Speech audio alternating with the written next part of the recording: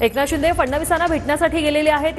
याआधी चंद्रशेखर बावनकुळे यांनी एकनाथ शिंदे यांची भेट घेतली। त्यानंतर त्यांचा निरोप घेऊन ते फडणवीसांच्या भेटीला गेले। त्यानंतर तब्बल बावनकुळे आणि शिंदेंची 40 मिनिट बैठक झालेली आहे, चर्चा झालेली आहे आणि त्यानंतर आता खुद्द उपमुख्यमंत्री शिंदे हे फडणवीसांच्या भेटीसाठी सागर या त्यांच्या निवासस्थानी जायला निघालेले आहेत। शिंदेंचा ताफा हा वर्षावरून आता निघाल्याची दृश्य आपण पाहिलेली आहेत।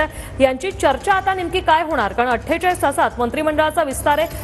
कोणत्या खात्याची माळ कुठल्या मंत्र्याच्या गळ्यात, कुठल्या नेत्याच्या गळ्यात पडणार हे पाहणं महत्त्वाचं असणार आहे। संभाव्य मंत्रिमंडळाची यादी TV9 ने तुम्हाला दाखवलेलीच आहे। कृष्णा सोनारवाडकर आमचे प्रतिनिधी आपल्या सोबत फोन लाईन वरून जोडलेले आहेत। कृष्णा, काय सविस्तर माहिती?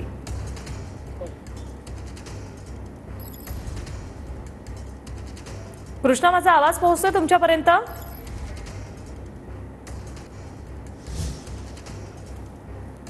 शिंदेंचा ताफा हा सागर बंगल्याच्या दिशेने आता रवाना झालेला आहे। आमचे प्रतिनिधी कृष्णा सोनारवाडकर हे आपल्या सोबत जोडलेले आहेत। कृष्णा, माझा आवाज तुमच्यापर्यंत पोहोचतोय?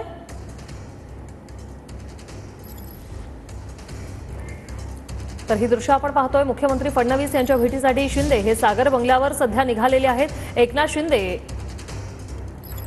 हे फडणवीसांच्या भेटीला जाणार असल्याची माहिती आणि त्यासाठीच ते सागर बंगल्याकडे रवाना झालेत। आमचे प्रतिनिधी कृष्णा सोनारवाडकर आपल्यासोबत फोन लाईन वरून जोडलेत। कृष्णा, उपमुख्यमंत्री शिंदे हे मुख्यमंत्री फडणवीसांच्या भेटीसाठी रवाना झालेत, काय सांगाल? विषयाला आपण पाहतोय उपमुख्यमंत्री एकनाथ शिंदे हे वर्षा बंगल्यावरून निघालेले आहेत आणि ते थोड्याच वेळात सागर येथे मुख्यमंत्री देवेंद्र फडणवीस यांच्या भेटीसाठी पोहोचणार असल्याची माहिती मिळते आहे। त्यांचा ताफा सागर बंगल्याच्या दिशेने रवाना झाल्याचे दृश्य आपण पाहतो आहोत। मात्र मंत्रिमंडळ विस्तारासाठी फक्त 2 दिवस शिल्लक असताना अंतिम चर्चा जी आहे ती या नेचरमध्ये होणार आहे। आपण पाहतो की चंद्रशेखर बावनकुळे हे थोड्याच वेळापूर्वी उपमुख्यमंत्री एकनाथ शिंदे यांच्या भेटीसाठी पहिल्यांदा गेलेले होते आणि त्यानंतर त्यांनी मुख्यमंत्री देवेंद्र फडणवीस यांची भेट घेतलेली होती आणि आता आपण पाहतो की स्वतः मुख्यमंत्री एकनाथ शिंदे हे सागर बंगल्यावरती पोहोचत आहेत। या 2 नेत्यांमध्ये ही महत्वपूर्ण चर्चा जी आहे ती होणार आहे।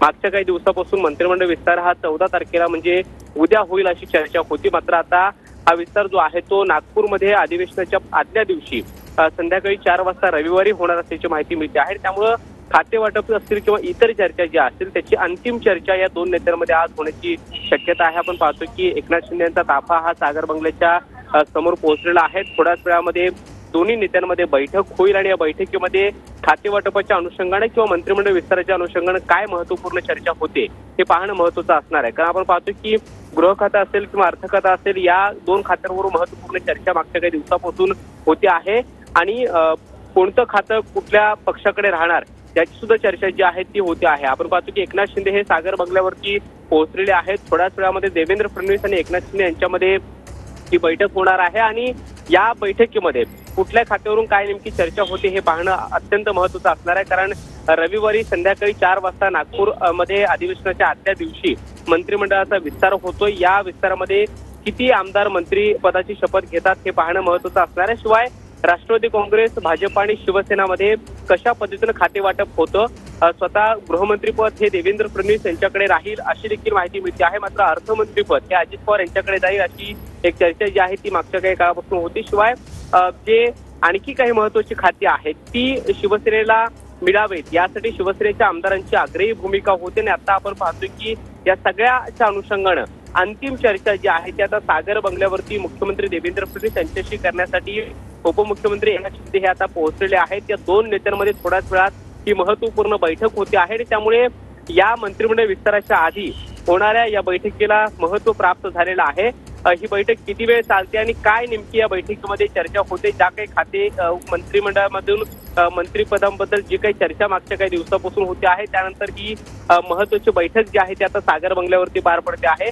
मागच्या काही दिवसामध्ये हे नेते भाजपमध्ये सुद्धा गेलेले होते। स्वतः देवेंद्र फडणवीस भाजपच्या पक्षश्रेष्ठींना भेटून आलेले आहेत आणि भाजप पक्षामध्ये कोण कोण मंत्रिपदाची शपथ घेणार, काही नवीन चेहऱ्यांना संधी मिळणार आहे का याबाबत दिल्लीतून जी यादी आहे ती देवेंद्र फडणवीस यांच्याकडे प्राप्त झालेली आहे। मात्र मंत्रिमंडळ विस्तार प्रत्यक्षात होत असताना कुठले आमदार प्रत्यक्षात नवीन मंत्रिपदाची शपथ घेतात, कुठल्या नवीन चेहऱ्यांना संधी मिळते हे पाहणं महत्त्वाचं असणार आहे। शिवाय शिवसेनेच्या आधीच्या काही मंत्र्यांना या मंत्रिमंडळामध्ये स्थान मिळणार नसून नव्या काही चेहऱ्यांना संधी मिळते का हेही पाहणं महत्त्वाचं असणार आहे।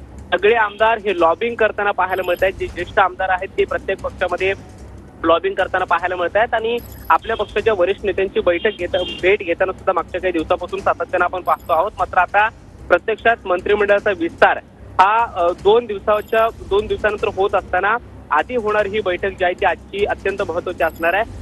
मुख्यमंत्री देवेंद्र फडणवीस आणि उपमुख्यमंत्री एकनाथ शिंदे यांच्यामध्ये ही बैठक होते आहे आणि या बैठकीमध्ये कदाचित अंतिम जो काही निर्णय आहे किंवा जो काही तोडगा आहे तो निघेल आणि मंत्रिमंडळ विस्तार हा महायुतीतल्या या 3 पक्षांमध्ये समन्वय साधून होईल अशा पद्धतीची माहिती मिळते आहे. त्यामुळे आता ही बैठक किती वेळ चालते आणि या बैठकीमध्ये कुठल्या मंत्रिपदाबद्दल काय काय चर्चा होते हे पाहणं महत्त्वाचं असणार आहे.